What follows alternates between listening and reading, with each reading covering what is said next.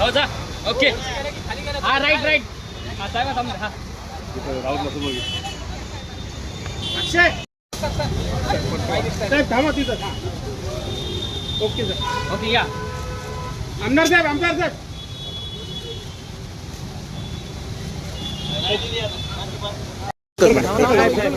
थोडं खाली वर जाणार नाही.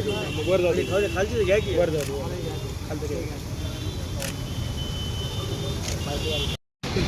ओ फोटो टाकली तरी गाडी पकडायची. हा हॅलो. हा हा नेते टाकतो.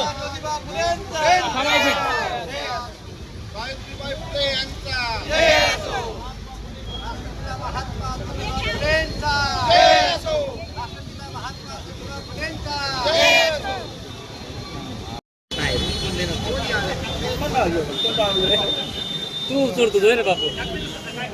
ते माझ्या का बसला पण ते बी आणतो. झालं रे, हाल नको व्हिडिओ घे. सुनील उभं टाक रे. महात्मा ज्योतिबा फुलेंचा सावित्रीबाई फुलेंचा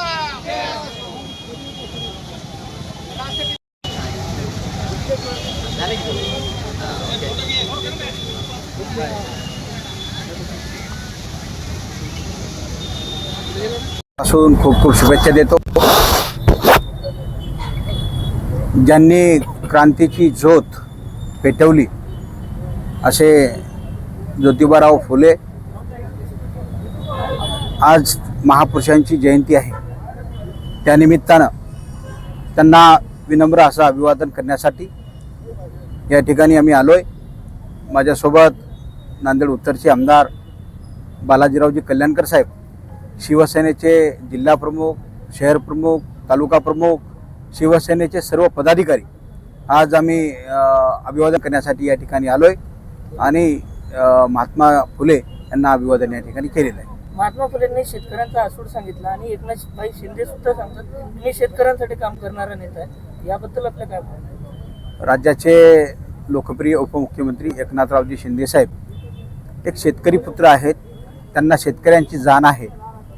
आपण पाहिला असेल, ज्यावेळेस गेल्या 2.5 वर्षाखाली ते मुख्यमंत्री म्हणून त्यांनी कार्य केलं. अनेक शेकडो निर्णय त्यांच्या माध्यमातून झाले. शेतकऱ्यांसाठी अनेक निर्णय शेतकऱ्यांच्या हिताचे या ठिकाणी घेतलेले आहेत.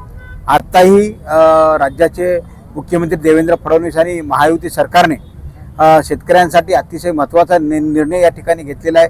2 लाखापर्यंतची कर्जमाफी महायुती सरकारने या ठिकाणी केलेलं आहे.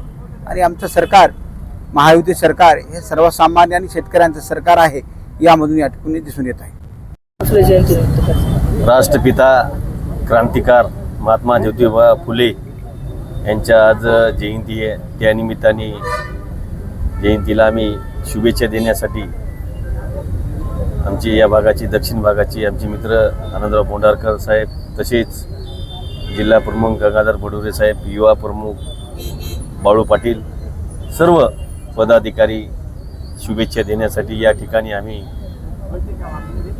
आलेलो आहेत. त्या निमित्ताने आज मोठ्या महापुरुषाची जयंती आहे.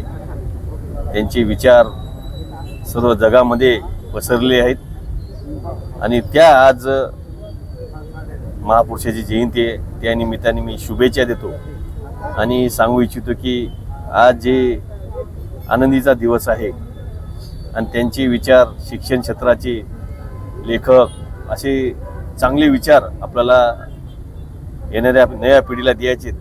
त्या निमित्ताने आम्ही या ठिकाणी एकच शब्द देतो की महात्मा ज्योतिबा फुले यांचे विचार आम्ही 100% येणाऱ्या पिढीला आम्ही 100% देऊ, या निमित्ताने सांगतो आणि सर्व नांदेड जनतेस शुभेच्छा देतो.